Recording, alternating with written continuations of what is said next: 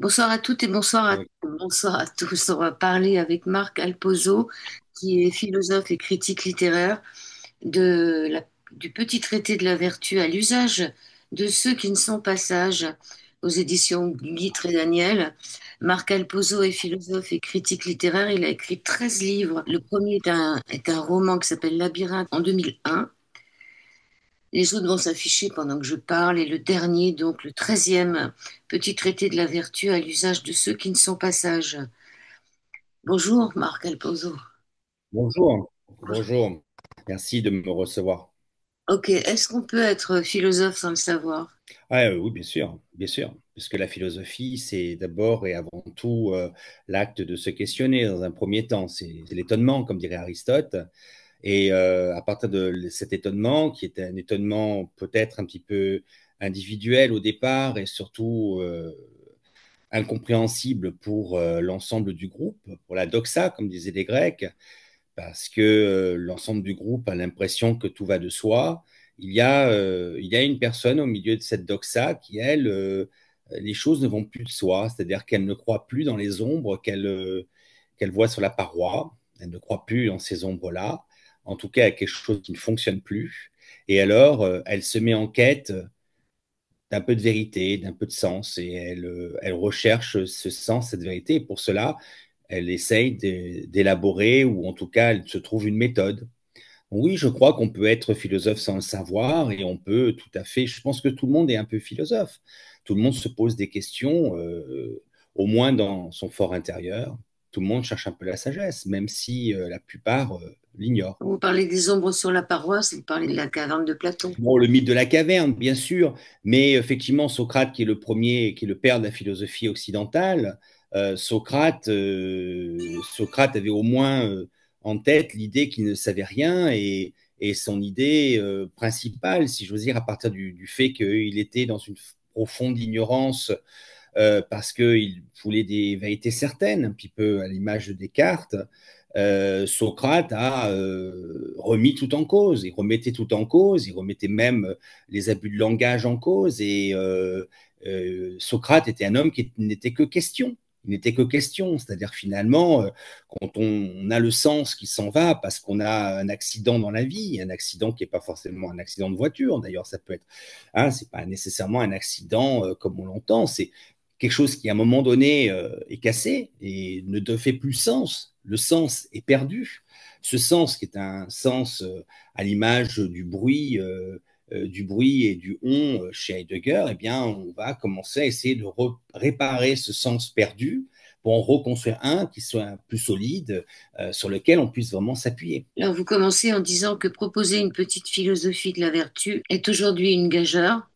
Notre époque préfère la morale à la vertu, mais quelle différence y a-t-il entre la morale et la vertu et pourquoi la vertu est-elle si discréditée?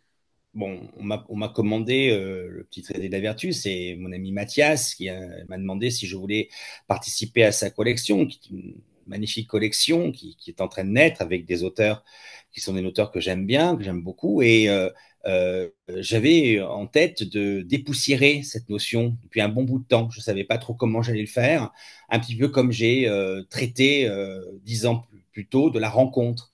Hein, aux éditions Les Belles Lettres, lors de Chantal m'avait demandé un livre, m'avait dit pourquoi vous ne feriez pas quelque chose sur l'amitié. Et puis moi, je me disais non, moi, enfin, dans ma tête, je disais, je préférerais quand même parler de la rencontre parce que la question de la rencontre me turlupinait, elle me hantait depuis des années et des années. La question de comment on se rencontre, comment on rencontre l'autre, comment on se rencontre soi-même. Et là, c'était un peu pareil. Je voulais dépoussiérer une vieille notion qui s'appelait la vertu, qui est une notion qu'on pourrait qualifier aujourd'hui de masculiniste parce que la vertu, c'est le courage, c'est l'héroïsme, c'est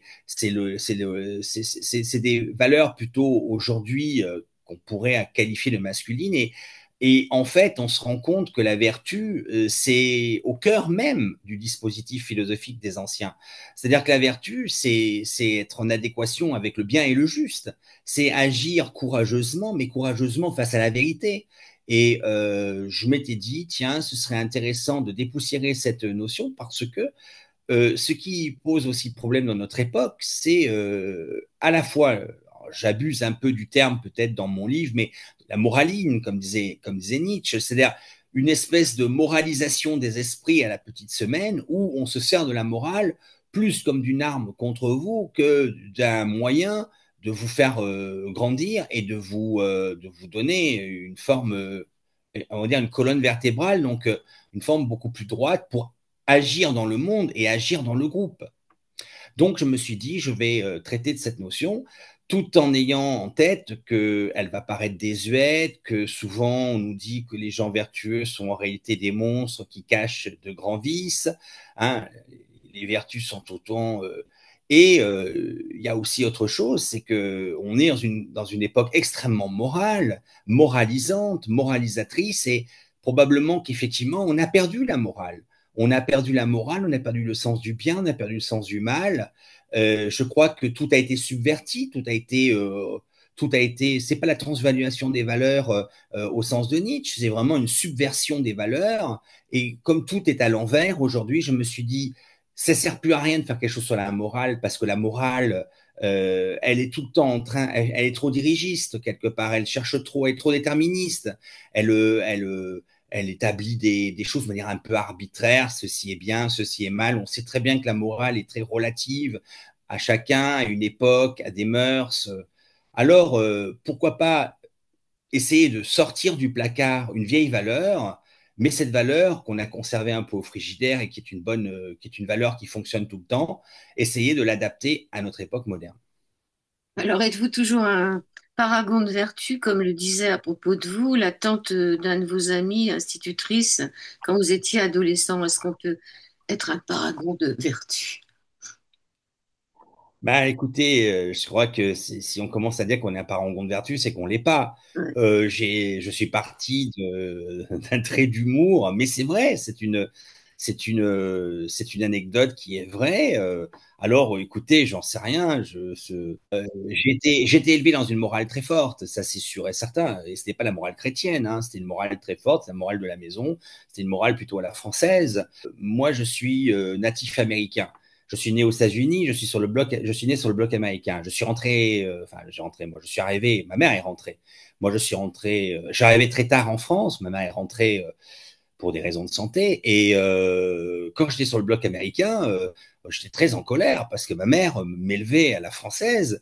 On était très loin de l'éducation permissive, laxiste à l'américaine. Alors ma mère, elle avait ses lunes, elle avait ses marottes et effectivement, elle m'élevait avec la baguette. Donc j'ai été, si j'ose dire, je n'ai pas été élevé comme un Américain, mais comme un Français.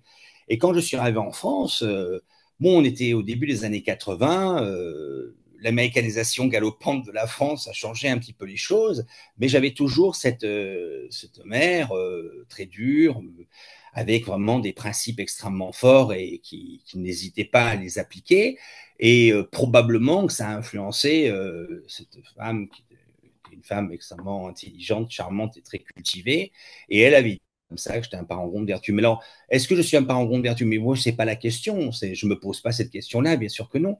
Je me dis que la vertu, c'est un concept, mais c'est également une méthode, un moyen. C'est comme un concept opératoire qui nous permettrait de, un peu comme une boussole, de pouvoir apprendre ou en tout cas se comporter convenablement. Parce que ce qui est très dérangeant aujourd'hui dans une époque aussi individualiste que la nôtre, forcenée, et moi je suis loin d'être contre l'individualisme, mais l'individualisme forcené, parce que l'individualisme, c'est très américain aussi, l'individualisme.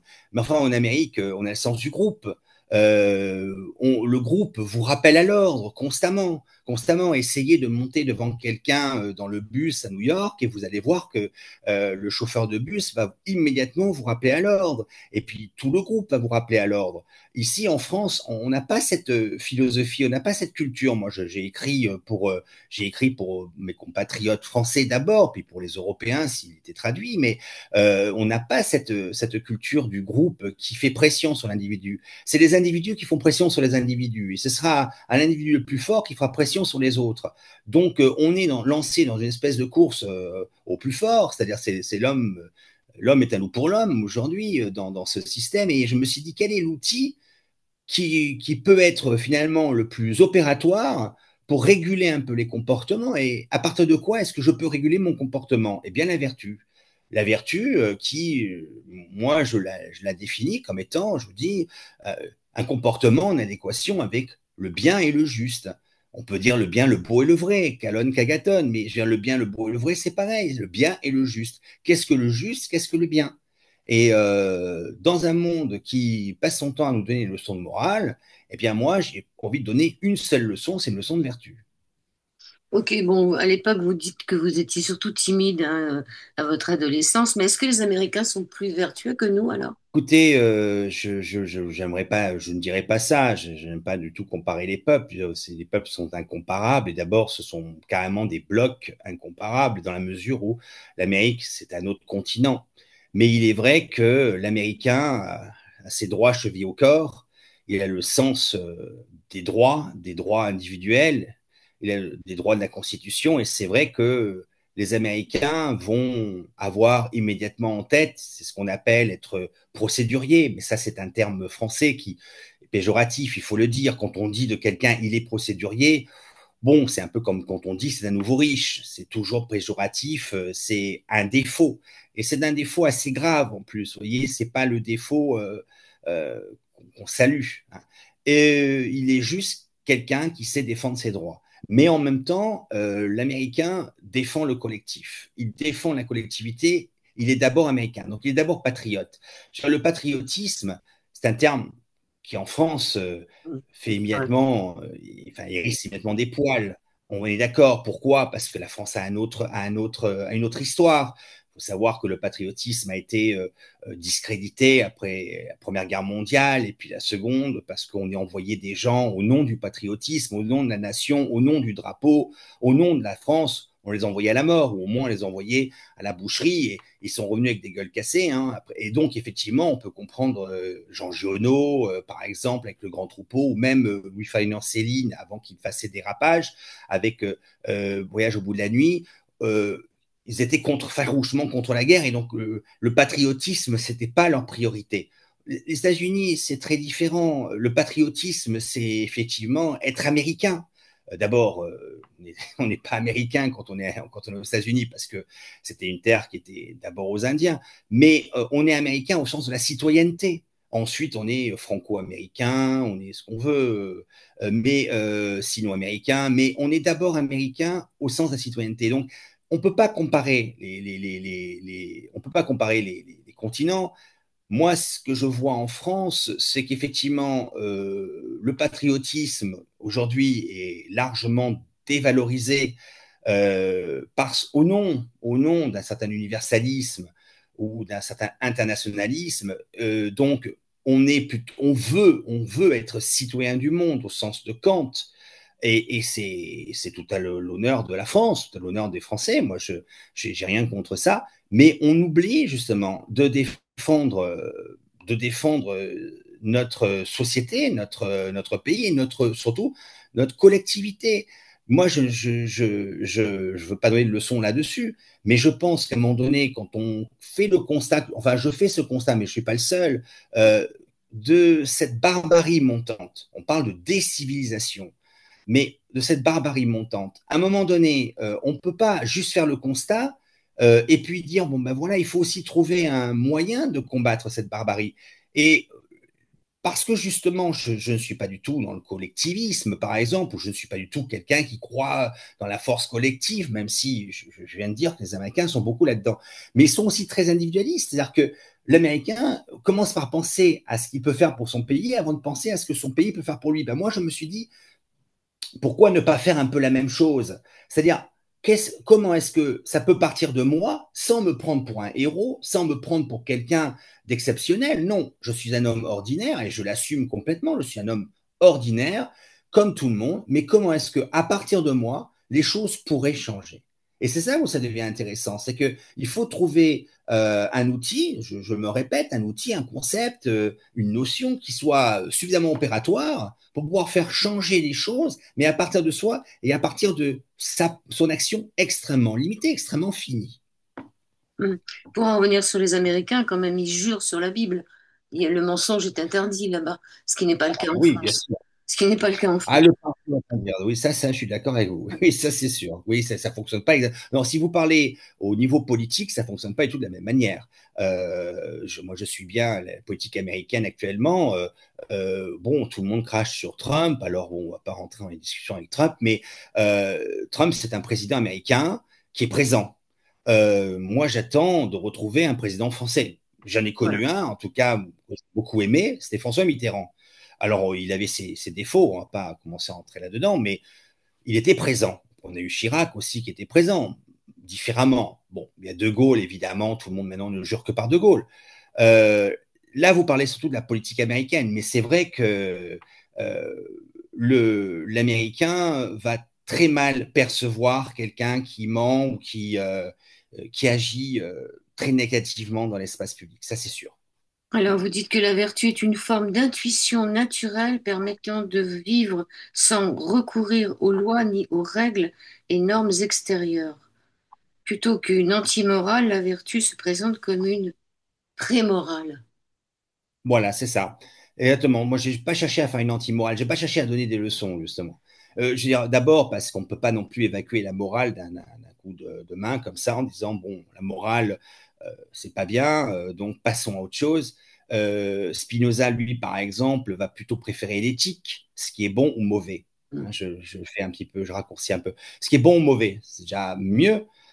Spinoza nous dit, par exemple, quand on dit à Adam qu'il ne doit pas manger la pomme, c'est pas parce que c'est mal, c'est parce que c'est mauvais pour lui, ça va le mettre en mauvaise santé. Voilà, ça va le rendre malade. Donc c'est déjà différent. Quand on commence à être dans le bon ou le mauvais, on commence à universaliser son conseil. C'est-à-dire qu'effectivement, il ne viendrait à personne, à l'idée de personne, de mettre sa main, je ne sais pas, dans l'eau bouillante. Il sait très bien il va s'ébouillanter la main. Et donc, c'est mauvais pour nous tous. Et donc, quand on formule ce conseil à la personne, c'est parce que c'est un conseil bienveillant, comme on dit aujourd'hui. C'est un conseil qui va dans le sens de la personne, qui est là pour veiller à son bien-être, à son bien. Et donc là, on évolue dans un autre domaine qui évacue les donneurs de leçons. Et je mets en garde dans mon livre, souvent la morale a permis, au nom de la morale, on a permis beaucoup d'excès, de violence, parfois sur les personnes. Et j'ai même cité le christianisme en essayant de ne pas tomber dans les caricatures. Donc pour moi, quand je dis c'est pas une anti-morale, c'est que j'ai conscience que la morale du christianisme ou même la morale kantienne a sa raison d'être et elle a apporté des bienfaits. Mais moi, je pense que la vertu est beaucoup plus intuitive parce que on comprend très vite, un peu comme l'éthique, on comprend très vite ce qui va être bon pour soi, bon pour les autres, mauvais pour soi et mauvais pour les autres. Et par exemple, le mensonge, en soi, c'est mauvais, même si je ne vais pas rentrer dans la querelle hein, entre Kant et Constant, mais je veux, enfin, par exemple, mentir, ça finit toujours par créer des désordres importants dans sa propre vie, dans la vie des autres, et on finit par plus vous croire. Mentir, c'est dévaloriser la vérité, et c'est même c'est la piétiner, et c'est à un moment donné la détruire.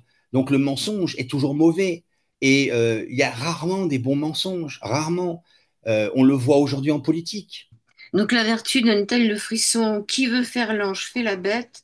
La vertu humaine n'est qu'un effort pour cacher notre misère, comme disait Blaise Pascal. Est-ce que c'est vrai? Oui, non, mais bah, écoutez, moi je suis parti de cette phrase dans le film de Lautner, c'est-à-dire Mm. la corruption me dégoûte, la vertu frisson. On oscille de l'ordre au désordre. Et l'ordre, bah, pour obtenir l'ordre, eh bien, il faudrait la vertu. Et puis le désordre, c'est la corruption. Je pense que euh, la corruption, bien sûr elle nous effraie. Mais la vertu, il faut savoir l'utiliser. C'est pour ça qu'il faut un livre de philo. Il faut un livre de philo qui nous donne, d'abord, qui définisse la vertu, qui nous donne une définition étymologique. Et ensuite, à partir de là, on peut très bien construire, si j'ose dire, construire une méthode, construire tout tout un système qui nous permet de nous inscrire durablement dans des comportements qui sont des comportements adéquats grâce à la vertu. Donc, bien sûr que ça donne des frissons parce que tout de suite, les gens vont associer la vertu à quelque chose de militaire ou quelque chose d'autoritaire. Vous voyez, la vertu, c'est autoritaire, c'est militaire, ça pèse sur soi. On n'est plus libre, alors que c'est le contraire. Quand on est vertueux, on est libre vis-à-vis de ses caprices, on est libre vis-à-vis de ses désirs, vis-à-vis de tout ce qui n'est, tous les impensés finalement, et peut-être même tous nos conditionnements.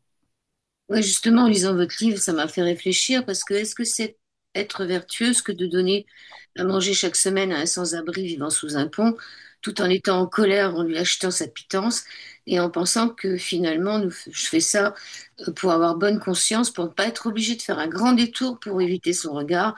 C'est une question que je me pose jusqu'où devons-nous être vertueuses, si vertu il y a dans le geste d'aider les pauvres sans se sentir obligé. C'est une question que je me suis posée parce que finalement, voilà, je me suis posé cette question. Oui, mais c'est une question pertinente, hein. D'abord, moi, je n'ai pas du tout abordé ce sujet-là de cette manière-là. J'ai cité évidemment Beltrame, mais Beltrame a agi en son âme et conscience. Il a évidemment très bien agi. Est-ce que j'aurais agi comme Beltrame? Je l'ignore. Est-ce que la plupart des hommes auraient agi comme Beltrame? Je l'ignore aussi. Je ne cherche justement, je ne veux pas de cette culpabilisation. Voilà, je ne veux pas de cette culpabilisation. Évidemment que quelqu'un qui est dans le besoin, euh, il est de notre devoir de l'aider. Il est de notre devoir moral de l'aider. Ça va de soi. Je veux dire, mais je crois que ce devoir moral doit être consenti, hein. Nous sommes à l'époque du consentement. Ce devoir moral est un devoir libre, c'est-à-dire qu'effectivement, nous allons librement consentir à ce devoir moral. Pour cela, il faut en faire un travail de déconstruction et de reconstruction. Tant que nous nous sentirons contraints de donner une pièce à un pauvre, nous ne le faisons pas librement et évidemment, nous ressentons la morale, le devoir moral et même la vertu comme un poids autoritaire qui nous écrase et qui nous meurtrit. Et ça, je suis contre ça. Je pense qu'effectivement, si on a, c'est peut-être pas le lieu de le dire, mais si on n'a pas envie de donner à manger à quelqu'un qui a faim, eh ben, il faut pas le faire. Voilà. De toute manière, par expérience, maintenant que j'ai un petit peu d'âge, j'ai un petit peu de bouteille, je peux vous dire que quand vous êtes vraiment dans le besoin, il y a 10 portes qui sont devant vous, les 10 se ferment, et puis il y en a une 11e que vous n'aviez pas vue qui va s'ouvrir. Donc, de toute manière, si vraiment vous cherchez de l'aide, vous trouverez de l'aide dans le monde. Donc, si la personne en face de vous ne se sent pas à la hauteur de vous aider, eh bien qu'elle ne vous aide pas. Et puis, vous finirez par trouver quelqu'un ou vous trouverez peut-être les ressources en vous-même pour vous en sortir. Donc, je pense pas que, enfin, je crois que c'est un chantage, qui est un chantage dégueulasse, que d'obliger l'autre à vous aider parce que vous êtes dans le besoin, et c'est un petit peu aussi prendre du pouvoir sur l'autre. Moi, je n'essaye pas de culpabiliser mon lecteur. C'est vraiment pas mon but. J'aime trop la liberté pour essayer d'enchaîner la liberté de l'autre. Je dis à un lecteur qui est de bonne manufacture, un honnête homme, comme on disait jadis, quelqu'un qui a vraiment envie de changer peut-être, ou qui a envie d'accéder à la vertu, d'accéder à un comportement qui est un comportement plus juste, un comportement qui va servir le bien avec un grand B, je lui dis, voilà ce que tu peux faire, voilà comment tu peux te changer, voilà comment tu peux te transformer. C'est un livre de transformation de soi, parce que je ne crois pas qu'on puisse changer le monde sans d'abord se changer soi-même. Moi, je crois beaucoup en un terme qui peut paraître étonnant, paradoxal, peut-être même un peu dérangeant. Je crois en la révolution intérieure. Je ne crois pas dans les révolutions extérieures. Je ne crois pas que les révolutions collectives dans l'extérieur changent grand-chose. Je pense que peut-être on élargit sa prison, peut-être on défait un peu ses chaînes, ou au contraire on les resserre.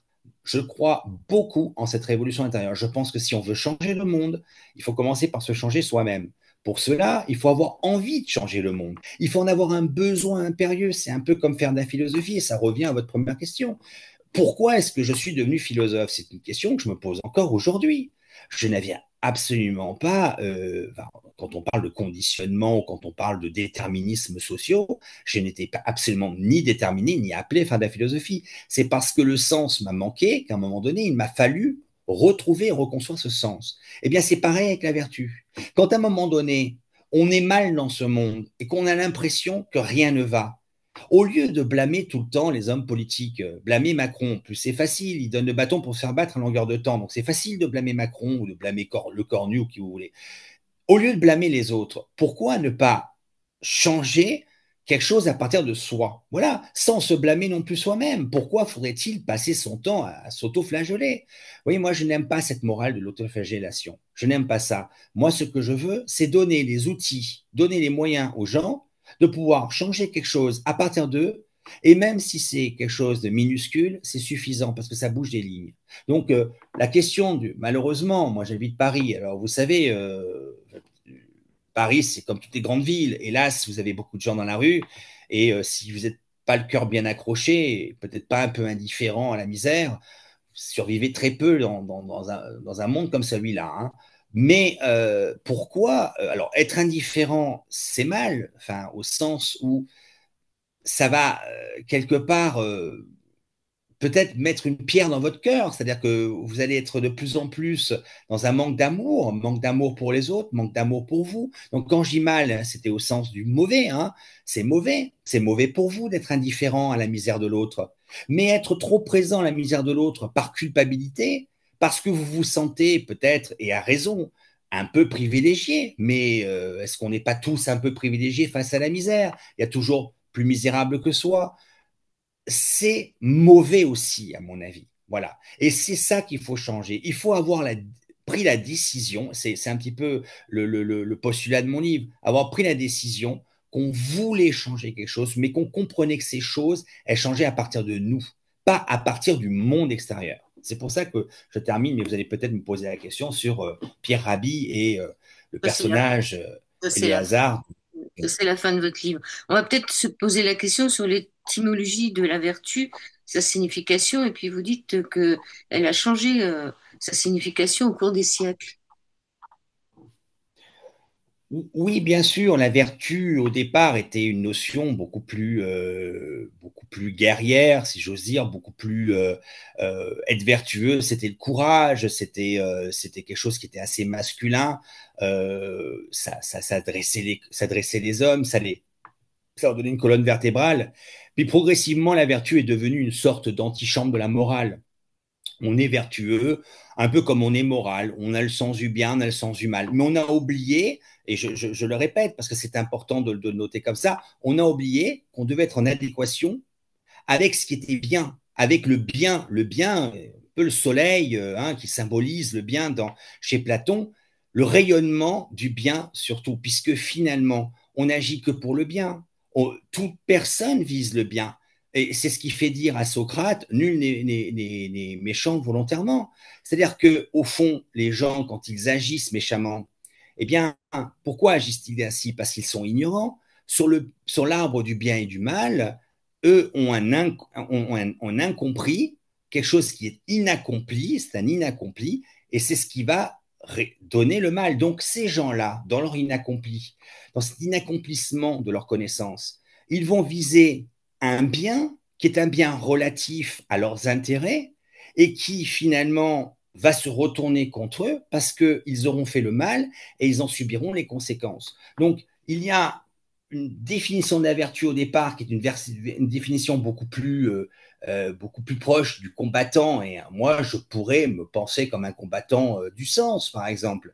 Je pourrais me voir comme quelqu'un qui essaye de m'élever à un sens supérieur, à un sens transcendant, à un sens universel. Et puis à la vertu aujourd'hui qu'on considère comme étant un masque, une espèce de mascarade, ou même le vertueux, c'est quelqu'un de pas très honnête parce il présente le masque de la vertu pour mieux vous arnaquer derrière. Donc effectivement, c'est pour ça que j'ai commencé par cette anecdote, parce que les gens vont se dire, ah ben voilà quelqu'un qui vient avec le masque de la vertu, puis va essayer de nous arnaquer. Et c'était un petit peu une sorte de gageur de dire, bon, vous allez voir, que je ne vous proposerai pas du tout quelque chose qui vous paraîtra être une arnaque, mais au contraire, ça va être une boîte à outils, boîte à pharmacie, mais une boîte à outils qui va vous donner tous les moyens d'agir convenablement et de ne plus vous corrompre avec des ignorances ou des inaccomplis. La vertu peut se retourner contre elle-même.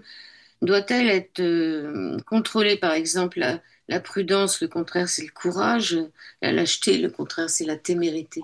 Est-ce que la vertu peut se retourner contre soi-même? On peut être trop vertueux. Ah, on peut chercher à être trop vertueux, bien sûr. Ah ben, c'est pour ça que je parle de tempérance. Bien sûr, je parle d'une vertu médiocre, mais au bon sens du terme, c'est-à-dire une vertu moyenne, une vertu qui ne cherche pas à être excessive, parce que dès qu'on commence à être dans l'excessif, on passe de l'autre côté, ça se retourne. Donc, bien sûr, une vertu moyenne, c'est accepter que nous sommes un homme moyen, un homme fini, donc déjà accepter sa finitude, accepter qu'on ne pourra pas non plus tout changer, qu'on ne pourra pas, par sa propre vertu, faire du monde dans lequel nous vivons un monde idéal, un monde où tout le monde sera parfait et où dans lequel on sera nous-mêmes parfaits. Je pense que cet idéal de perfection est une bêtise, est une illusion. Il faut aussi, je pense, et c'est ce que j'ai essayé de faire, il faut essayer de purger les illusions aussi. C'est le but de la philosophie, c'est de purger les illusions. Quand Socrate dit je sais que je ne sais rien, qu'est-ce qu'il dit? Il dit que finalement, il a un savoir, mais il a un savoir qui est même supérieur aux autres. Mais c'est le seul savoir qu'il a de supérieur aux autres, puisqu'il n'en a pas. C'est le savoir qu'il ne sait pas. Donc, à partir du moment où on sait qu'on ne sait pas, on va commencer à construire un vrai savoir. Eh bien, c'est un peu pareil. Socrate, c'est quelqu'un qui pose des questions, c'est pas quelqu'un qui a des réponses. Il ne cherche pas à avoir des réponses, c'est excessif d'avoir des réponses. Les gens veulent tout le temps des réponses. Ils veulent des réponses et des réponses toutes faites. Des réponses toutes faites qui sont prises dans les filets d'un langage ambigu, mal fagoté, assez peu rigoureux. Revenir à l'étymologie des mots, essayer de comprendre le sens d'un mot, essayer de, dans une dialectique, c'est là le problème du dialogue. Les gens dialoguent de moins en moins. On se crie dessus, on s'invective, on s'insulte. C'est la nouvelle tendance aujourd'hui inspirée par jadis Twitter et aujourd'hui X. C'est-à-dire que la meilleure manière d'exister, c'est d'être vraiment à tout, enfin, de manière excessive dans un camp contre un autre camp. Et qu'importe le camp, moi, souvent, je m'amuse à dire, bon, PSG ou OM, voilà, c'est arbitraire. Pourquoi je suis dans ce camp-là, je ne le sais pas. Pourquoi je m'attaque à l'autre camp, je ne le sais pas non plus. Mais je le fais parce que je veux exister. Il y a quelque chose d'excessif. Et les deux camps se sentent vertueux. Les deux camps défendent une morale absolue, la morale du bien contre le mal. Moi, j'avais été choqué pendant la campagne de 2020 aux États-Unis. Je l'avais suivi un peu sur les réseaux sociaux, donc les réseaux sociaux américains, et je voyais que les Trumpistes, enfin les supporters de Trump, enfin, les gens qui votaient Trump, disaient c'est un combat existentiel du bien absolu contre le mal absolu. Et puis après, j'allais voir les gens qui défendaient, qui étaient soit adhérents, soit qui allaient voter pour Biden, et ils disaient nous ne devons pas louper cette guerre, c'est un combat existentiel, un combat à la vie et à la mort. C'est le bien absolu contre le mal absolu. Et ça m'a rappelé, parce que les Français ont un petit peu quand même quelques humoristes un peu subtils, ça m'a rappelé Pierre Desproges qui disait l'ennemi est con parce qu'il pense que c'est nous l'ennemi alors que c'est lui. Et c'est exactement ça. Au bout d'un moment, il y a quelque chose d'excessif dans cette valorisation messianique du bien contre le mal, parce que dans les deux camps, ils étaient messianiques, hein, ils combattaient un mal radical, un mal absolu, et eux représentaient le bien absolu. Mais en réalité, c'était des camps qui s'affrontaient et qui prenaient plaisir à se taper dessus. Et en fait, leur seul plaisir, c'était la violence et violenter leur adversaire et d'avoir un adversaire pour exister. Et c'est vrai qu'on n'existe que parce qu'on a un adversaire. Alors, moi, je sors de ça, hein, j'essaye de sortir de ça et je dis tout simplement, soyez ordinaire, soyez médiocre au bon sens du terme, soyez moyen. Cette moyenne, je la vois comme de la tempérance. Soyez tempérant. Et dans cette tempérance-là, si vous voulez vraiment changer quelque chose, si vous visez vraiment le bien, mais au sens du bon, ce qui est bon pour tous, alors moi, j'opte plutôt pour la vertu que pour la morale. Voilà, ce n'est pas du tout un combat contre la morale, mais c'est parce que, et je l'ai dit dans mon livre, la morale peut aussi avoir ses vertus, hein, c'est le cas de le dire, ses qualités. Il n'y a pas que des défauts dans la morale. Mais aujourd'hui, nous sommes dans un excès de morale. C'est la moralisation à tout va, c'est la moraline, comme disait Nietzsche. Et effectivement, c'est une société, ou en tout cas c'est une époque, c'est un début de siècle, qui est ce que j'appellerais, moi, le siècle de la tabula rasa. C'est un siècle de la table rase, mais pas au sens de Descartes, pas au sens de Descartes qui, lui, dit que c'est un peu comme raser une ville pour la reconstruire et pour la reconstruire de manière plus solide. Non, quand on rase la ville, c'est un peu comme quand on a rasé Cologne pendant la Seconde Guerre mondiale, en évitant de détruire la cathédrale de Cologne. Quand on l'a reconstruit, ça a donné du béton, ça n'a rien donné du tout. C'est vraiment une attitude destructrice. Il n'y a pas de déconstruction là-dedans. La politique de la tabula rasa aujourd'hui, c'est la politique de la table rase. On rase tout et on rase tous par haine, pas par, pas au sens, pas enfin, on le rase au nom du bien, mais c'est pas pour le bien et on fait le mal. Voilà, je vois le bien, je fais le mal, et c'est vraiment ça. Donc, pour sortir de l'ornière, j'ai proposé la vertu très modestement dans un tout petit livre. Ouais, c'est ce que dit Macron, il faut d'abord détruire pour pouvoir reconstruire. Il nous l'a bien dit. Alors, on préfère le vice à la... Est-ce que nous préférons le vice à la vertu? Comme dirait Molière, j'ai mieux un vice commode qu'une fatigante vertu. On peut se poser la question s'il y a de fausses vertus et surtout, dans votre chapitre La vertu, pourquoi faire, à la page 31, vous écrivez, si l'on m'interroge sur la nature du vice, vous avez toujours une réponse. En revanche, sur la vertu, vous semblez l'ignorer. Bah, quelle réponse apportez-vous sur la nature du vice? Parce que j'ai pas eu la réponse dans votre livre. C'est quoi la nature du vice? La nature du vice, bah, qu'est-ce que le vice déjà? Le vice, c'est tout ce qui va porter préjudice à l'homme ou aux hommes. Donc la nature du vice, c'est ce qui est mauvais, c'est ce qui est mauvais pour les gens. Un petit vice, qu'est-ce que ça peut être un petit vice? Ça peut être, je ne sais pas, une petite cigarette de temps en temps, je n'en sais rien. Des fois se coucher très tardivement. C'est quoi un petit vice? Parfois un petit mensonge, je ne sais pas. Qu'est-ce que peut être un petit vice? Moi, je n'en sais rien. J'ai cité Molière parce que c'est un petit peu comme ça que fonctionnent les gens, je pense. Je crois qu'ils voient les choses, la vertu comme d'abord trop de responsabilités, trop de charges. C'est ce que nous avons dit tout à l'heure. Ça va nous écraser. Alors, de temps en temps, céder à ses vices, mais est-ce que moi, je ne cède pas à mes vices? Il peut m'arriver de temps en temps de céder à mes vices aussi. Je ne dis pas le contraire. Est-ce que nous sommes à ce point des anges pour pouvoir se revendiquer comme étant meilleurs que les autres? Je n'en sais rien. Moi, je ne crois pas. Moi, ce que je crois, c'est qu'effectivement, nous cédons un peu facilement aux vices parce que c'est la facilité. Alors, évidemment, on rentre dans des cercles vicieux. Et après, on a du mal à en sortir. Et moi, ce que j'essaye de faire dans ce livre, c'est passer du cercle vicieux au cercle vertueux. Et donc, la vertu, eh bien, je dis, c'est un peu comme le bonheur, euh, ça se construit. Voilà, ça se construit. On ne peut pas, on n'accède pas à la vertu comme ça, un peu par hasard, de manière, alors c'est l'étymologie du mot bonheur, hein, c'est une chance un petit peu, enfin une chance heureuse, hein, si on peut dire ça comme ça. Donc ça ne se décide pas, hein, on l'a ou on l'a pas la chance. Et on croit aussi que la vertu c'est un peu comme ça. La vertu c'est les autres, la vertu c'est surtout les gens qui sont un peu pénibles, qui sont un petit peu peut-être un petit peu austères, un peu poussiéreux. Hein, c'est ces gens qu'on peut admirer de loin, mais qu'on n'a pas envie de trop fréquenter de près. Moi, je pense qu'aujourd'hui, nous sommes dans une époque du vice, justement. Je crois que quand Macron dit qu'il faut tout détruire pour reconstruire, il ne cherche pas du tout à reconstruire, il cherche tout simplement à détruire.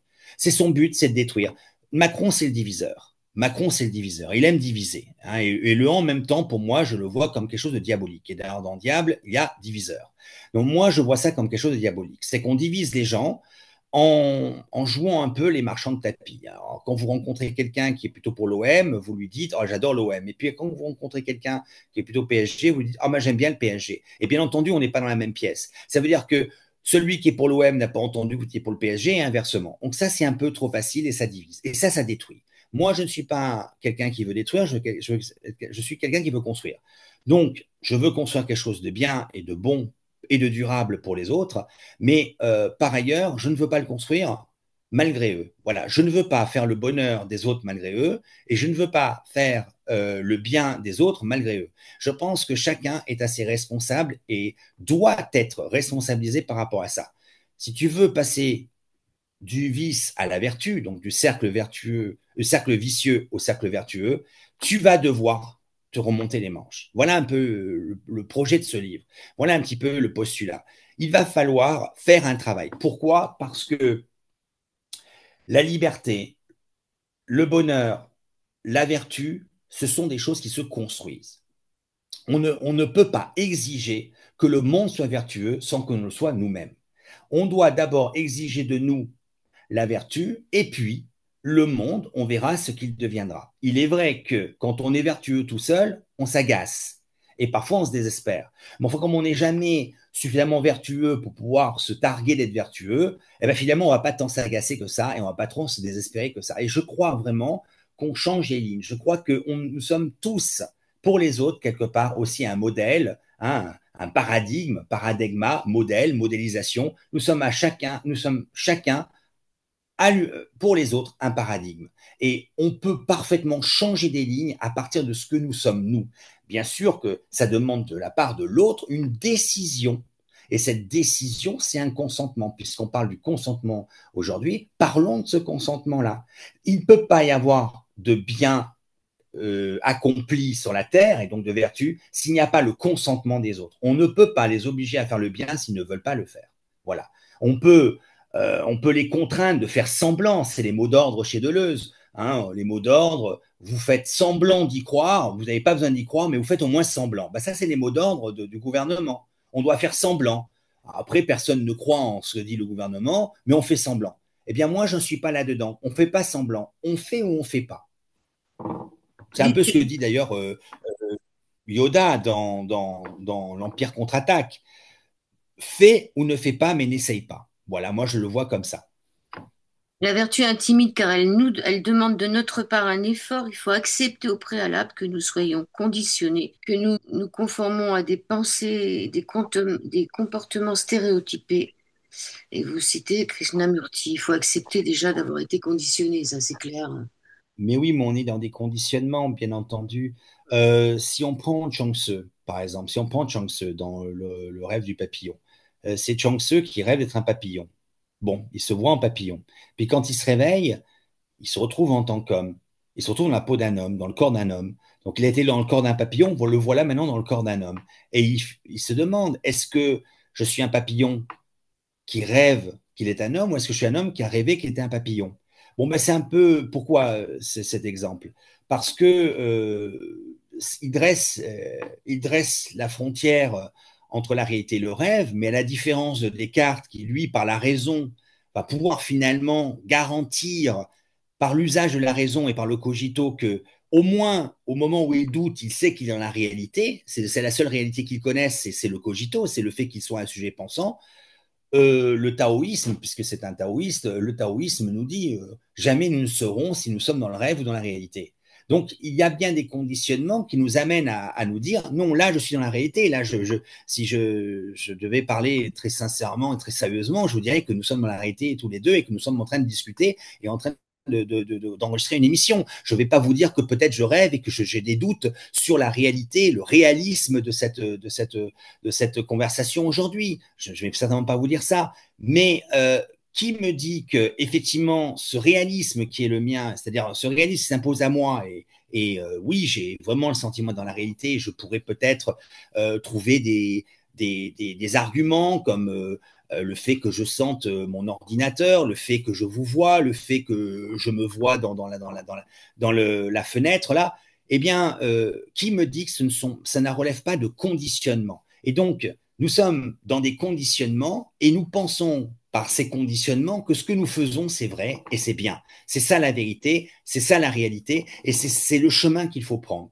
Et peut-être que nous devrions d'abord commencer par sortir de ces conditionnements et parmi ces conditionnements, il me semble qu'il y a également ce rejet de la vertu, ce rejet de voilà, d'une autorité de la vertu, parce qu'on a beaucoup de mal avec l'autorité aussi aujourd'hui, et cet individualisme forcené qui nous amène à dire, oh écoute, plutôt un petit vice, hein, parce qu'évidemment, il ne faut pas que ça soit trop grand non plus, un petit vice a une grande vertu, parce que les grandes vertus, tu sais, ça, d'abord, ça pèse, hein, ça, ça nous contraint, et on n'a pas envie d'être trop contraint, et puis bon, les grandes vertus, ça cache des grands vices. alors qu'un petit vice, c'est pas bien grave. Il y a aussi Voilà, ça peut pour logique, oui. il y a aussi des petites vertus, hein, et des fausses vertus. Alors, lorsque l'on manque de vertu, ce serait un manque de discernement. Nos souffrances sont souvent des désirs insatisfaits, c'est-à-dire que finalement, on manque de discernement. Mais on manque de discernement, évidemment, d'abord parce que je me répète, hein, sur l'arbre du bien et du mal, il y a énormément d'ignorance. Nous sommes ignorants dans beaucoup de choses.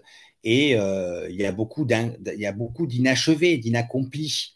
Et donc, ce discernement, c'est quoi? C'est une connaissance profonde et claire du bien.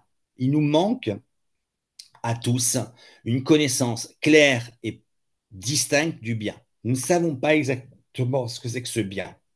Donc, comme on a, avec Kant, on a bétonné l'escalier de secours qui nous a amenés jusqu'au monde intelligible et jusqu'aux idées que nous pouvions contempler, et particulièrement l'idée du bien. Alors maintenant que nous sommes coupés de l'idée de bien, bon, chacun brode un petit peu autour du bien en disant, bon, bah, le bien c'est ça, le bien c'est ça, mais c'est des petits biens, c'est des biens c'est des petites valeurs, c'est des toutes petites valeurs.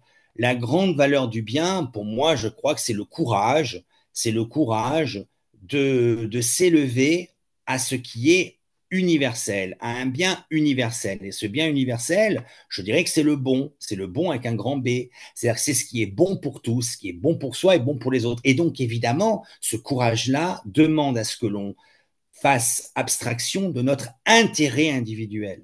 Voilà, nous ne devons plus ériger des intérêts en vérité. Voilà, c'est ça les opinions. Hein. C'est transformer des intérêts en vérité, en fausse vérité, vérité relative à chacun qui va défendre son précaré. Quand on veut être vertueux, on sort de son précaré, on lâche avec ses intérêts. Donc on est dans une sorte de détachement de, ce qui, de nos illusions et de nos conditionnements. D'abord parce que ce que l'on perd, on a toujours peur de perdre des biens qui nous seraient attachés. Une fois qu'on a perdu ces biens, on les oublie.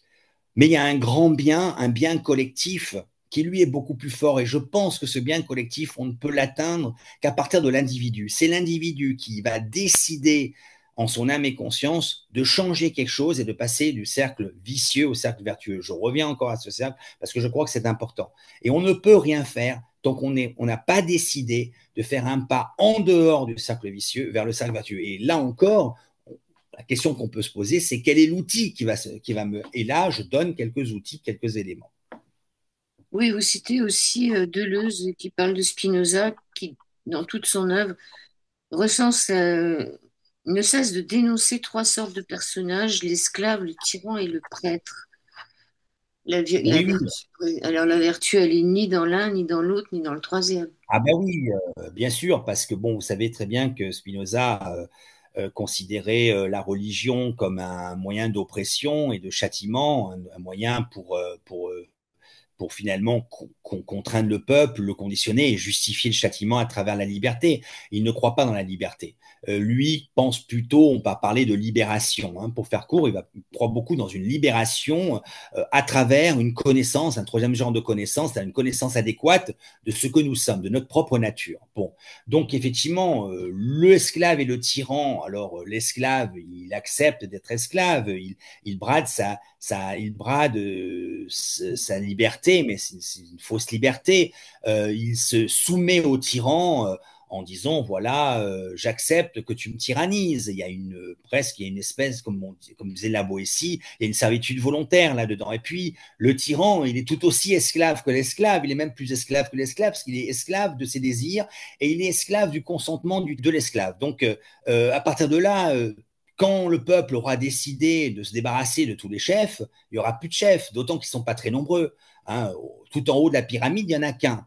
En bas de la pyramide, on est 68 millions. Donc, quand on voudra se débarrasser de lui, ça sera assez simple. On n'aura pas besoin, on pourra envoyer une petite délégation, on s'en débarrassera. Pourquoi on s'en débarrasse pas? Parce qu'on a envie d'avoir un tyran, on a envie d'avoir un chef, on a envie de déléguer notre liberté, on a envie d'être dans la servitude. La servitude, on en a besoin. Bon, donc l'esclave est esclave de sa servitude, le tyran est esclave de ses désirs, et puis vous avez le prêtre qui lui-même est esclave. Il est esclave d'un texte qui est un faux texte, qui est un texte écrit par les hommes. Je vous rappelle que Spinoza a été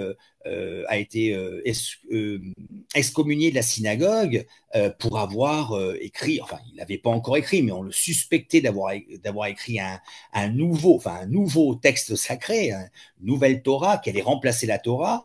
Il avait déjà pris un coup de couteau pour son TTP, son traité théologico-politicus, et puis donc il s'était dit, oulala, je vais peut-être pas le publier de mon vivant, mais il avait donné à ses amis qui l'ont publié l'année de sa mort, et il a été exclu parce qu'il ne croyait pas dans le Dieu de la Bible, il ne croyait pas dans le Dieu du Pentateuque, de la Torah. Donc lui a créé un nouveau Dieu, un Dieu beaucoup plus géométrique, c'est le Dieu spinoziste, et il a proposé à la place de la Torah, il a proposé son éthique. Nietzsche va réitérer l'exploit, et lui, cette fois, c'est le christianisme qui va fustiger, et il va proposer à la place des 4 évangiles un 5e évangile, c'est le Zarathustra. Donc effectivement, le prêtre est lui-même un esclave, et lui-même pris dans les chaînes de la servitude. Et donc tous ces hommes sont dans la servitude parce qu'ils ne sont jamais remontés aux causes de leurs désirs.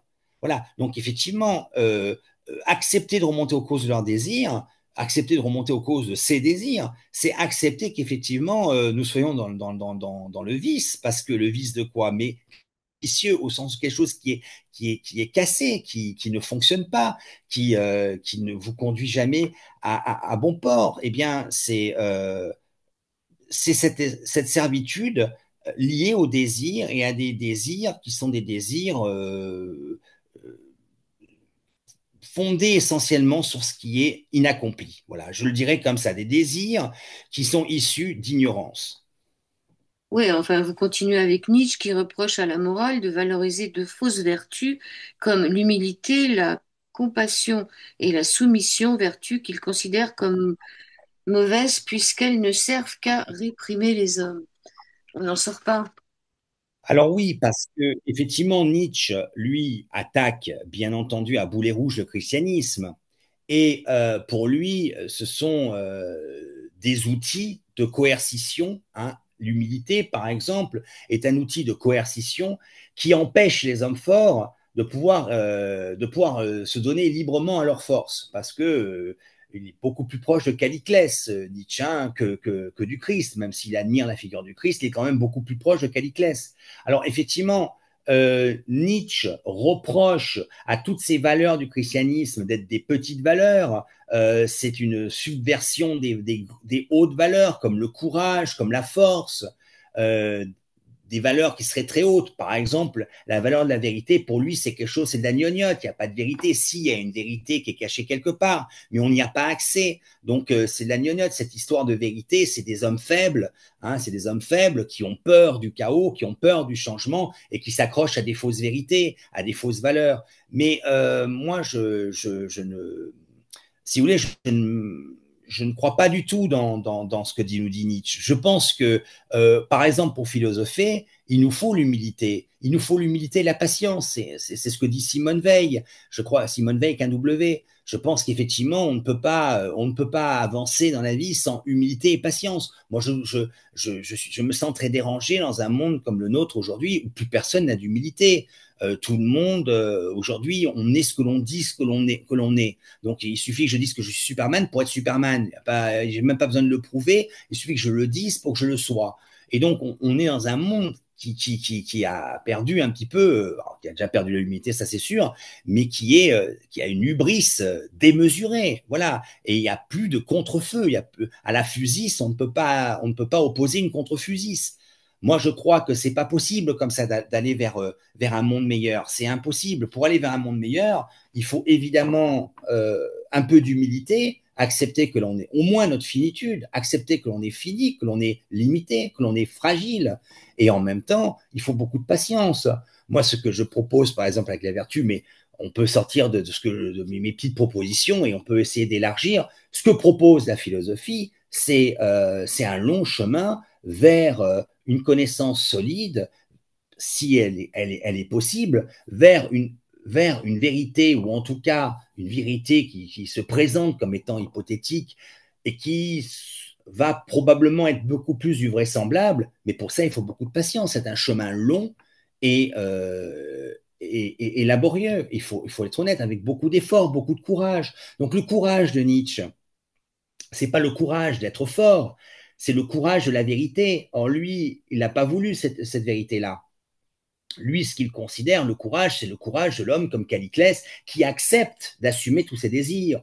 Et comme c'est un homme qui en a les moyens, eh bien, il peut effectivement céder à tous ses désirs. Et s'il a le désir de tyranniser les autres, eh bien, s'il en a les moyens, tant mieux. Mais moi, c'est pas du tout ce que je propose. Moi, je propose tout le contraire. C'est le courage de la nuance, de la vérité, ou au moins le courage de se dire que peut-être une vérité est quelque part.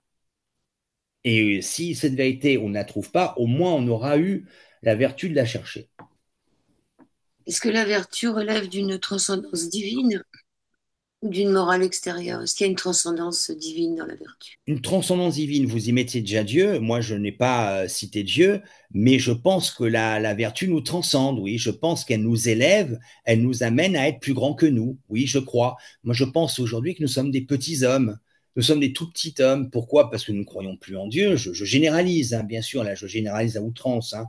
Mais nous ne voulons plus croire en Dieu. Dieu est mort. Hein. Alors, je vais reprendre Nietzsche, mais quand Nietzsche annonce la mort de Dieu, ou plutôt c'est un de ces personnages qui annonce la mort de Dieu. Mais quand, je veux dire, quand Nietzsche annonce la mort de Dieu, c'est le fou qui annonce la mort de Dieu. Mais quand Nietzsche annonce la mort de Dieu, eh bien, effectivement, qu'est-ce qu'il annonce? Il annonce la fin de la foi dans notre cœur. Ah, nous n'avons plus la foi. Mais la foi, c'est pas simplement en Dieu. On peut rien faire sans la foi. On peut rien faire sans l'amour.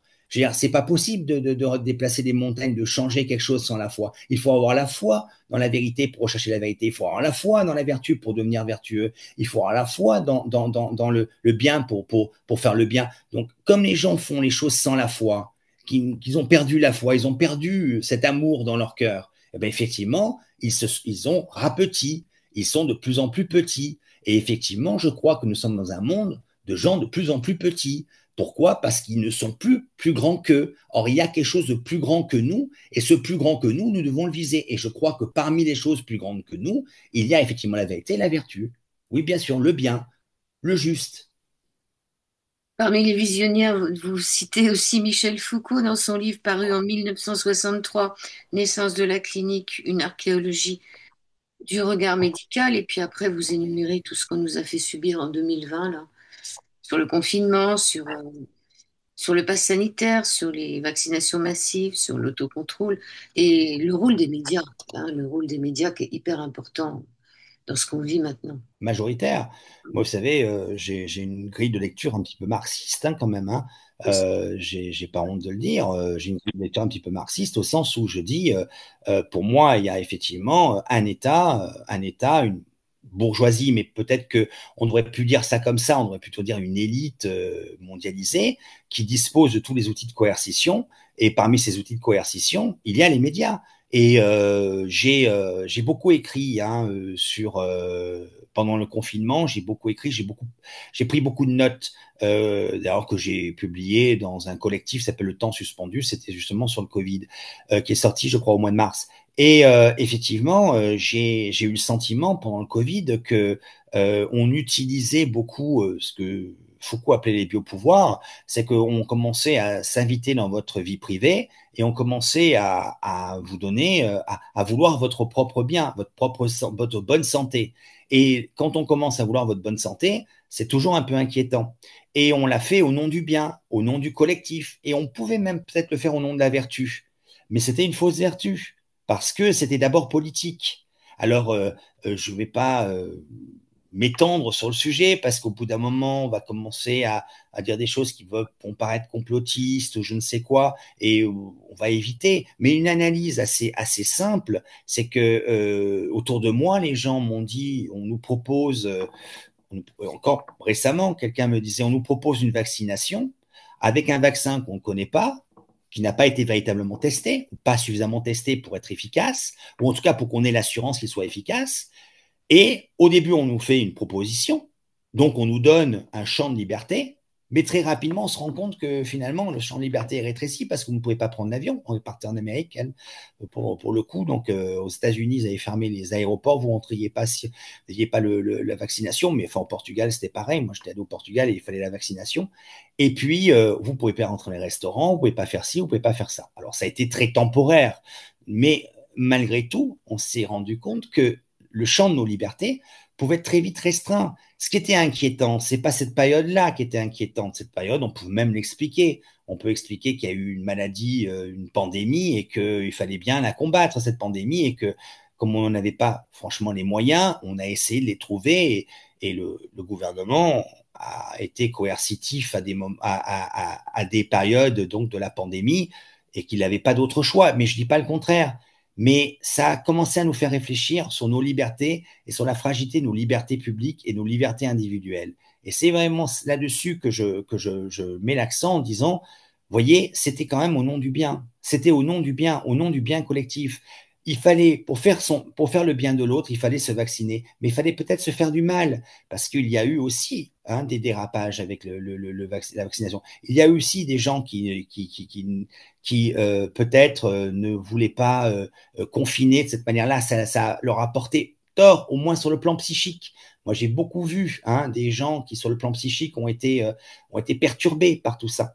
Donc, c'est ce que j'essaie de mettre en avant sans vouloir sombrer non plus dans une critique trop radicale et qui pourrait paraître excessive de cette période parce que, d'abord, parce qu'on a et puis parce que c'est pas vraiment le problème. Le problème ici, c'est de dire attention à comment on utilise la notion de bien et surtout quand on veut faire votre propre bien. Moi, je crois qu'il faut commencer par penser à soi-même et charité bien ordonnée commence par soi-même.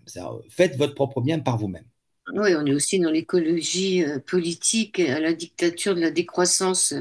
L'environnementalisme est industrialisé à des fins sociétales pour imposer de nouveaux modèles économiques et sociaux. C'est une dérive totalitaire et anti-humaniste. Je veux dire, ça se poursuit, hein.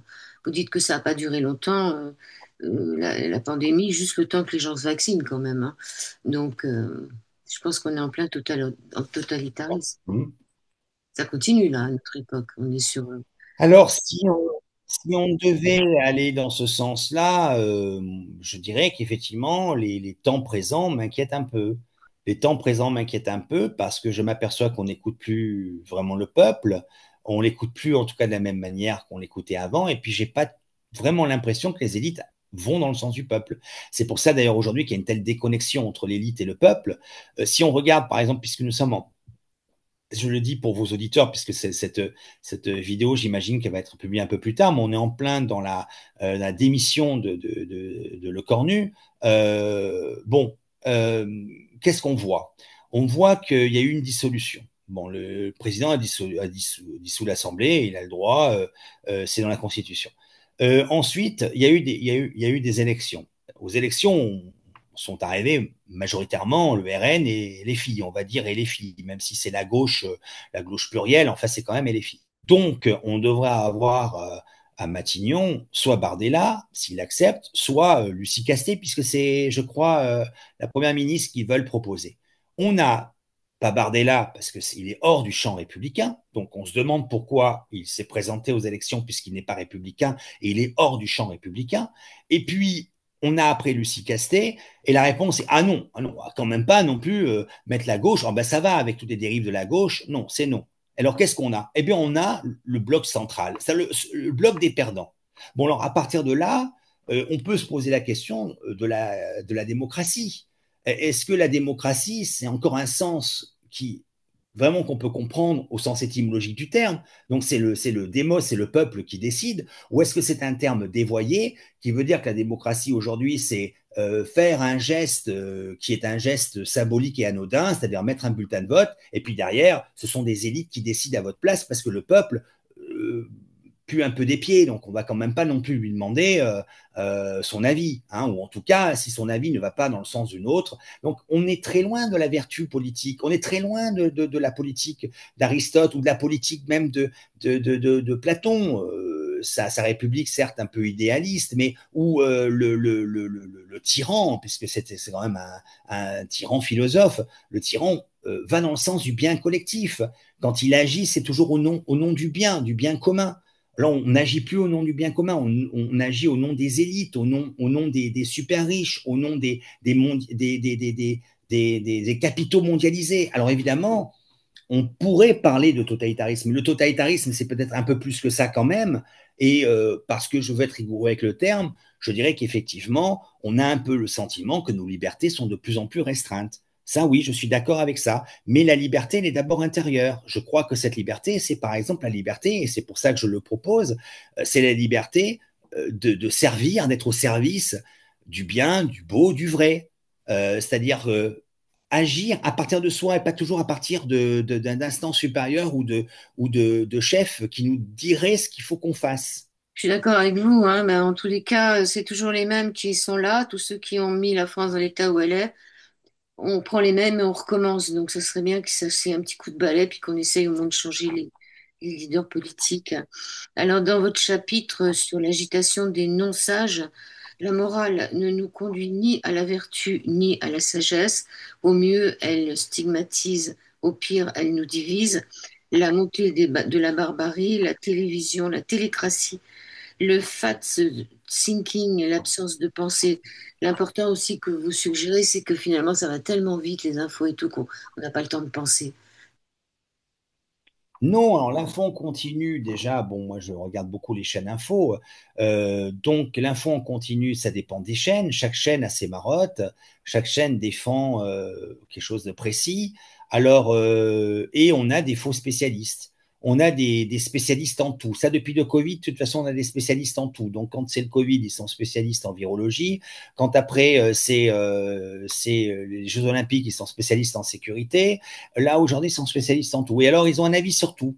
Moi, je m'interroge sur des gens qui ont un avis sur tout. Et ça va très vite, effectivement. Ça va très vite. C'est que l'info, aussitôt dite, aussitôt oubliée. Alors, et je fustige un peu les chaînes d'info. Je dis, si vous voulez vraiment commencer à penser, eh bien, éteignez la télévision et mettez-vous à lire. Mettez-vous à lire. Éteignez le téléphone portable, éteignez les réseaux sociaux.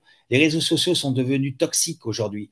C'est la parole populaire, mais c'est une parole populaire qui est vide. C'est-à-dire que chacun parle dans son coin, chacun parle à titre individuel, et les gens parlent tout seuls avec une petite bande d'amis qui les applaudit. Mais les réseaux sociaux, ça ne vaut plus rien. Ça n'est plus les réseaux sociaux des années 2000 où on découvrait un champ de liberté de la parole. Et je dis aujourd'hui, il faut éteindre le téléphone, il faut éteindre la télé, il faut se mettre à penser. Et pour penser, il faut lire. Il faut lire, il faut écouter, et puis il faut également avoir l'esprit critique. Je crois qu'on est dans une période qui n'a plus d'esprit critique. Aujourd'hui, les gens d'abord ne discutent plus ensemble. Ils n'ont plus de conversation. Moi, je vois par exemple, je parlais avec un collègue qui est plutôt de gauche, mais qui est adorable dans sa conversation, qui est quelqu'un qui est quand même à l'écoute. C'est pas du tout un forcené, mais je veux dire, à un moment donné, on parle de Trump, et puis il me dit Trump, voilà, c'est quelqu'un qui jette les étrangers dehors. Enfin, en anglais, on dit les illegal aliens. En fait, c'est des intrus qui sont illégaux, mais bon, au sens littéral, c'est ça. Mais on jette les étrangers dehors. Je dis, mais enfin, le mec a toujours été comme ça. Enfin, d'accord, Trump, il a des méthodes un peu particulières, un peu cavalières. Je dis pas le contraire. Mais tu sais, l'Amérique, ça a toujours été ça. Quand tu n'as pas la carte verte quand tu es étranger, ou quand tu n'as pas la citoyenneté, tu es reconduit à la frontière si tu es arrêté par la police. Eh bien, il a mal pris et il est parti. C'est-à-dire que pour lui, le fait même, alors il a pris ça comme une défense de Trump, là où je ne parlais pas de Trump lui-même. Je disais, finalement, Trump n'a rien inventé, c'est ça ce que je disais. Make America Great Again, c'est pas Trump qui l'a inventé non plus. Trump n'a rien inventé, il continue une politique qui a toujours eu lieu. Eh bien, il l'a mal pris. C'est très difficile aujourd'hui d'avoir une discussion euh, qui soit une discussion dialectique au sens de Socrate, c'est-à-dire où on apporte la controverse à ce que dit l'autre. Et ça, je crois que c'est beaucoup dû aux réseaux sociaux. C'est beaucoup dû aux réseaux sociaux et c'est beaucoup dû à, à ce communautarisme qu'on retrouve aussi sur les chaînes info. Il y a beaucoup de communautarisme. Chaque communauté se retrouve dans sa chaîne info. Et ça, je trouve que c'est assez déplorable parce que ça casse le lien social et ça casse le progrès vers une pensée commune, une pensée universalisable et partageable. Oui, il n'y a plus de discours, enfin, il y a plus de discours. On pense, c'est comment il s'appelle, celui américain là qui vient de se faire descendre parce que finalement il parlait trop. Charles Kirk, oui, Charlie Kirk. Voilà. Charlie Kirk. C'est symptomatique aussi. Voilà. C'est quelqu'un qui allait vers le peuple pour discuter, pour essayer Alors évidemment, il portait il portait la pensée contraire à la pensée dominante, à la doxa de gauche qui existe dans les universités, les campus américains, et il venait rectifier un peu, il jouait un peu les Socrates, il venait montrer aux gens qu'il disait des choses dont ils ne comprenaient pas le sens, ils ignoraient ce qu'il disait, donc il jouait un peu les Socrates américains, c'est une sorte de Socrate de droite, on va dire, un peu trumpiste. Bon. Et puis, un activiste qui avait tourné vraiment à l'extrême gauche s'est dit qu'il allait le faire taire. Et la meilleure manière de le faire taire, c'est de le tuer. Vous voyez, c'est quand même saisissant. Je veux dire, comment est-ce qu'on peut en arriver à cette idée qu'on va faire taire celui qui nous dit le contraire de ce que l'on pense au nom du bien avec un grand B, au nom du bien moral, hein, ce que Philippe Muret appelait l'empire du bien, au nom du bien. Alors, moi, je préfère dire empire du bien que souverain bien, parce que le souverain bien chez Kant, c'est quand même autre chose. Mais c'est assez étonnant, mais ça doit nous faire réfléchir sur, je dirais, l'absence d'esprit critique de notre époque. Il y a vraiment une absence d'esprit critique. Les gens n'acceptent plus l'esprit critique. Pour eux, une opinion, clairement, c'est une vérité. Et chacun dispose d'une vérité qui lui est propre, donc la vérité est relative à chacun. Et une opinion est une vérité comme une autre, c'est-à-dire une opinion suffit par elle-même à s'imposer comme étant une vérité. Et au nom de son opinion, on va essayer de faire taire l'opinion de l'autre. C'est quand même saisissant, ça doit nous faire réfléchir. Doit nous faire réfléchir pour le monde dans lequel nous avons envie de vivre. Ouais, un activiste, on se pose encore la question, mais bon, c'est un peu toujours la même histoire. On ne sait pas vraiment qui c'est qui est derrière tout ça. Alors, vous évoquez la parabole des aveugles de Pierre Bruegel, l'Ancien, qui commentait la parole du Christ. Si un aveugle guide un aveugle, tous les deux tomberont dans un trou. Et vous parlez du regard vide, ce regard vide de bien des survivants en France. C'est-à-dire, on voit les gens, franchement, c'est éprouvant, c'est émouvant de voir que les gens, ils marchent dans la rue, ils sont comme des aveugles, quoi. Ils ont les yeux, il n'y a plus rien dans les yeux, on se regarde plus, on se voit plus. Enfin voilà, c'est ce monde dans lequel on est en ce moment. Vous êtes d'accord? Je cite, oui, bien sûr, évidemment, je cite Jean-François Mattei, hein, mon maître et ami de l'Université de Nice. J'ai eu comme professeur Jean-François Mattei et j'en suis très heureux.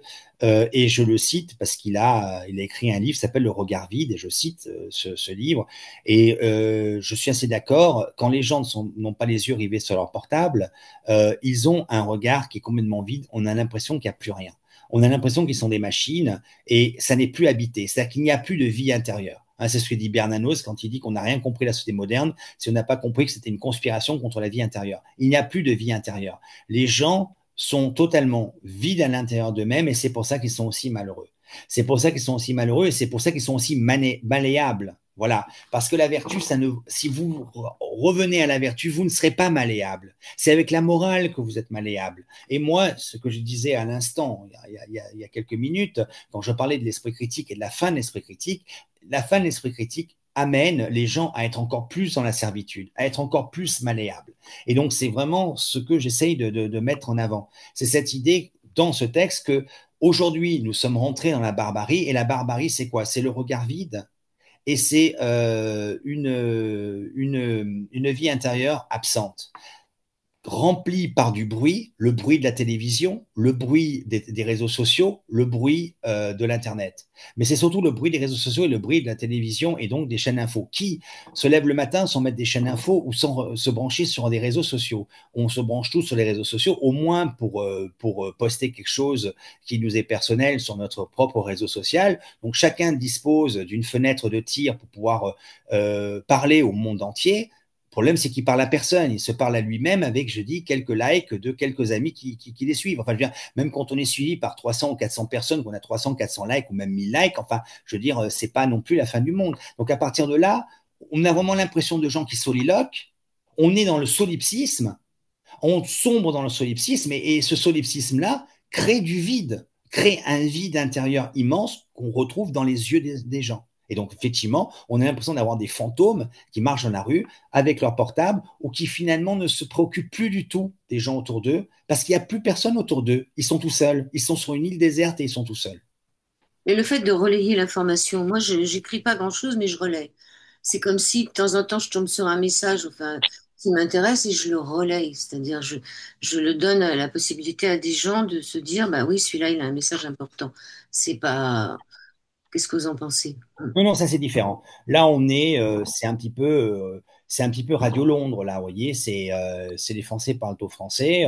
Effectivement, si on est aussi bien informé, hein, puisque nous sommes quand même des gens assez bien informés, c'est grâce à tous ces gens qui sont ce qu'on appelle des lanceurs d'alerte. On peut être aussi un lanceur d'alerte en relayant des informations qui sont des informations dérangeantes, qui d'ailleurs n'apparaissent pas dans les journaux et n'apparaissent pas parfois non plus dans les chaînes info et certaines parmi ces chaînes info se targuent d'être dissidentes ou en tout cas de dire ce que les autres ne disent pas. Et pour autant, on s'aperçoit quand on suit un peu des réseaux sociaux un peu bien informés qu'elles ne sont pas plus informées que les chaînes dites officielles et beaucoup plus lisses et politiquement correctes.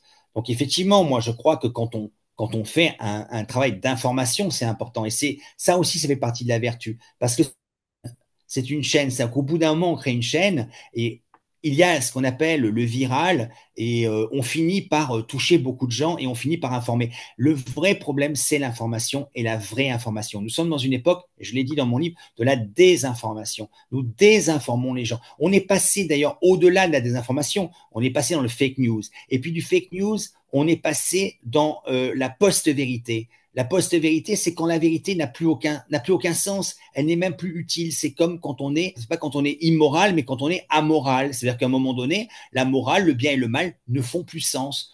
Il n'y a plus de sens au bien et au mal. On peut agir en dehors du bien et du mal parce que les définitions de ces termes, les natures mêmes de ces termes sont aujourd'hui obsolètes et on ne les prend plus en compte. Eh bien, aujourd'hui, on ne prend plus en compte la vérité. Dire un mensonge, c'est dire une vérité. On est presque dans un principe orwellien. Dire un mensonge, ça peut être dire une vérité. Donc quand Macron nous ment, eh bien il ne nous ment pas. Il nous dit quelque chose de différent de ce que nous voyons. Et ce que nous voyons, c'est peut-être pas ce que nous devons voir. Il nous faut écouter la parole de Macron. Donc c'est les mots d'ordre. On doit finir par croire aux mots d'ordre. Et ce que l'on voit, ben, c'est pas ce que l'on voit. Finalement, là, on va laisser de côté. On est dans la post-vérité. Donc, effectivement, on rétablit un peu les choses en transférant un peu d'informations à droite à gauche. Oui, bien sûr, là, on fait un travail de vertu.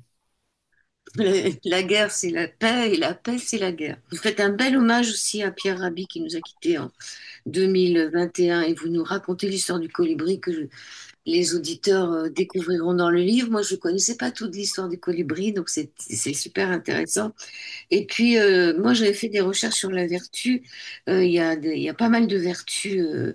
Il y en a sept, dont des cardinales et des théogonales. Ça peut aller jusqu'à 64 vertus. La plus grande des vertus, quand on pose la question, c'est la gratitude. Et donc, je voulais... Ah, la gratitude. Ouais. Oui, Oui, bah c'est sûr, déjà remercier oui. pour tout ce qu'on a, c'est déjà pas mal. Il y a pas de sujet de l'IA, mais est-ce que vous pensez que l'IA est vertueuse ou sera vertueuse? Alors, l'IA, alors, c'est une vraie question. L'IA, moi, je connais un peu les IA, donc j'ai un petit peu été alors, sur tous les IA. l'IA, c'est une vertu, c'est de pouvoir vous permettre d'aller plus vite pour chercher des dates des dates ou des infos pratiques. Vous voyez, les infos pratiques, moi je m'en sers beaucoup pour les infos pratiques. Mais il va falloir apprendre à se servir des IA. D'abord parce que les IA disent beaucoup de bêtises. Bon, déjà, il faut le savoir. Les IA disent énormément de bêtises et si vous n'êtes pas déjà très connaisseur du domaine, vous risquez de vous faire égarer par les IA. Ensuite, les IA prennent un peu votre place. Alors, gentiment, ils vous proposent des alternatives à ce que vous avez déjà fait. Par exemple, vous faites un dessin, il va vous proposer un autre dessin. Mais souvent, il est finalement moins bien que le vôtre en réalité. Vous voyez, il faut se méfier de la gentillesse de l'IA, de la bienveillance de l'IA. L'IA va essayer systématiquement peut-être pas de vous remplacer, mais en tout cas de vous aider, et en vous aidant, il vous remplace. On aura tendance après à être de plus en plus paresseux, à demander aux IA de faire des choses pour nous, et au bout d'un moment, on n'arrivera plus à les faire parce que c'est les IA qui les feront. Et les IA, pour moi, vont creuser les inégalités.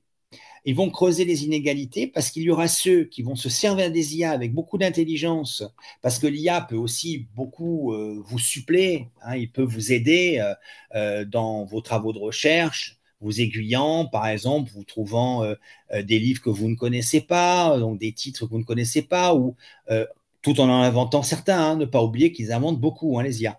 Mais ils peuvent vous trouver des titres, ou ils peuvent vous donner des conseils. Ce sont des conseils ressassés, bien sûr, parce que les IA, finalement, ne font que reprendre ce qui a déjà été fait, mais ils peuvent parfois vous donner des conseils et vous aider à avancer. Donc, il y a ceux qui vont utiliser les IA comme un outil, comme sorte de stagiaires qui viendraient les suppléer dans des tâches un peu subalternes, et il y a ceux qui vont simplement s'en servir en faisant du copier-coller. C'est-à-dire qu'ils vont prendre l'IA pour argent comptant et ils n'iront jamais plus loin. Donc les IA sont très dangereux et je ne vois aucune vertu dans les IA. Et figurez-vous que si je n'avais pas été limité dans le nombre de signes dans ce livre, il y avait un chapitre qui s'appelait La vertu des IA. Ouais, Où bon, bah, les IA sont-ils vertueux? Effectivement, s'il y avait vraiment cette idée-là, est-ce que finalement nous ne rentrons pas dans une période où les IA sont beaucoup plus diaboliques qu'ils ne sont angéliques? Voyez. bon, bah, je vous remercie, Marc Alposon. La vertu comme antidote à la barbarie, petit traité de la vertu à l'usage de ceux qui ne sont pas sages, mais pour les autres aussi, hein, pour les sages aussi, pourquoi pas. Chez qui, Guy Daniel, qu'est-ce que vous pourriez dire pour terminer Pour tout le cet monde. entretien? Écoutez, justement, puisque vous parlez de la sagesse, je pense que le philosophe, c'est quelqu'un qui vise la sagesse. Et s'il vise la sagesse, c'est qu'il ne l'a pas, parce qu'on ne désire pas quelque chose que l'on a, on désire quelque chose qui nous manque. Et donc, les gens qui vont acheter ce livre, forcément, et il y avait quelque chose d'ironique dans le titre, à l'usage de ceux qui ne sont pas sages, à l'usage de ceux qui font des bêtises, à l'usage de ceux qui n'ont pas encore atteint la sagesse, mais qui espèrent un jour l'atteindre. Et donc, pour terminer, je dirais que justement, il n'y a personne de sage sur cette terre. Ça n'existe pas la sagesse, c'est quelque chose que l'on vit, c'est un idéal, c'est une étoile de berger. Mais quand on a en tête cette étoile de berger et qu'elle nous guide, alors on est déjà protégé de pas mal de bêtises qu'on pourrait faire et par ignorance. Et puis justement, la sagesse, c'est dans philosophie, vous avez amour de la sagesse, mais aussi amour du savoir. La sagesse, c'est aussi avoir le goût d'apprendre, avoir le goût de progresser. Et moi, je pense que ce qui est intéressant, c'est de progresser vers les savoirs et de consolider ces savoirs pour atteindre un début de sagesse. Et en toute fin, vous écrivez, si vous avez ouvert ce livre, c'est probablement parce que le désordre du monde vous dérange. Personne ne chercherait l'ordre si le désordre n'était pas notre quotidien. Personne ne chercherait le bonheur s'il n'était pas malheureux. C'est une bonne conclusion, ça. Merci, Marc. C'est vrai. Ozo. Oui, oui, c'est ça. Merci, merci à vous.